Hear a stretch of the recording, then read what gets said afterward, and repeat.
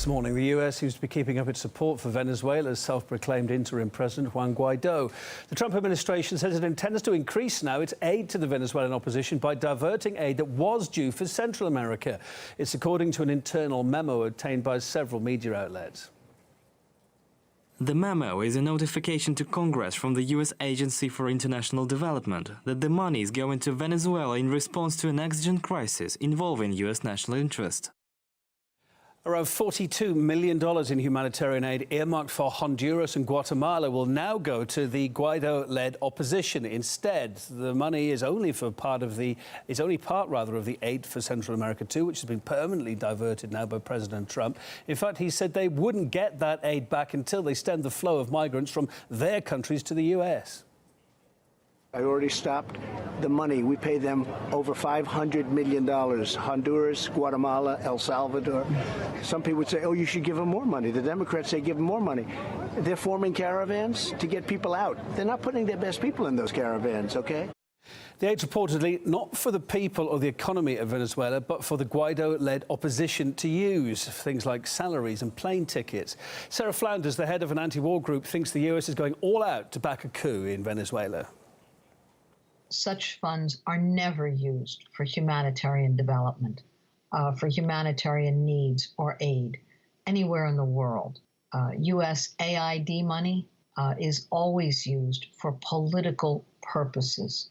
Now a portion of this U.S. AID money is going to Venezuela to further support a U.S.-backed coup attempt, which they failed to carry out.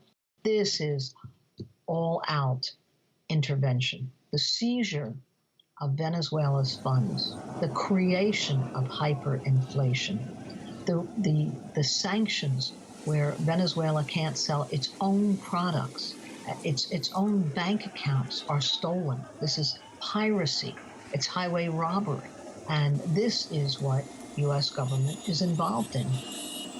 And the instability in the country is leading to some pretty unexpected consequences too. There's also been an increase in piracy in the seas of Venezuela. With more on that this morning, RT's John Huddy. Modern-day piracy has been really synonymous with criminal gangs operating off the African coast, attacking and hijacking ships in hotspots like the Gulf of Aden, as highlighted in movies such as Captain Phillips. But now there are increasing incidents of piracy in the Caribbean, notably off the coasts of Venezuela, Trinidad, and Tobago.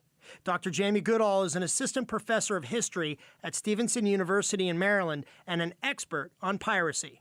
Much of what's happening in the Caribbean right now is pretty directly linked to what's happening in Latin America as a whole, specifically Venezuela. And so I would say that the political and economic instability of Venezuela is what's contributing to any rise in incidents.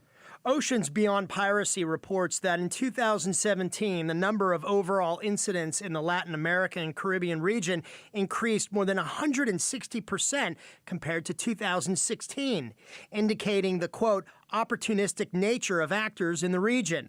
That includes drug traffickers pushing cocaine and heroin through the Caribbean pipeline. The United Nations Office of Drug and Crime shows that in the mid-1980s, more than 75% of the cocaine bound for the United States was seized in the Caribbean, and a lot of it was coming through the port of Miami. Well, by 2010, the numbers were reversed, with only 10% of cocaine seized in the Caribbean and more than 80% in Central America.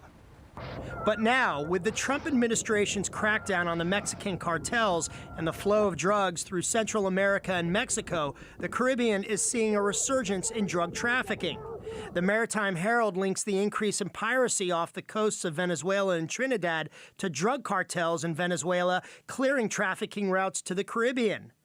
This past June, U.S. Customs and Border Protection seized more than $1 billion worth of cocaine from this ship at this Philadelphia port that started in South America and passed through the Caribbean. What we're seeing in 2018, 2019 particularly are attacks against tankers, whether those are oil tankers, chemical tankers, container ships. Those seem to be the high targets. And also fishing vessels. I know some of the recent attacks that have come in the news, those are against fishing vessels in which they're kidnapping and ransoming the individuals on board. Modern-day pirates of the Caribbean who show no signs of letting up. For RT, John Huddy.